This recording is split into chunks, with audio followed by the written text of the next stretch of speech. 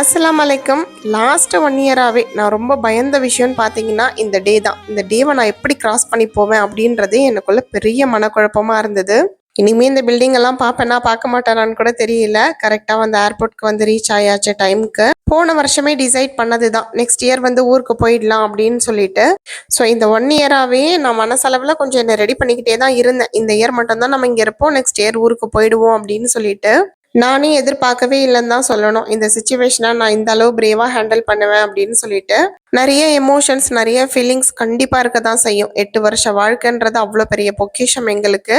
என் மனசு அந்த செகண்டில் எப்படி இருந்திருக்கோன்றது யாரால புரிஞ்சுக்க முடியும்னு தெரியல. கண்டிப்பாக கல்ஃபில் இருக்கவங்களாலையும் கல்ஃபை விட்டு போனவங்களாலையும் புரிஞ்சுக்க முடியும்.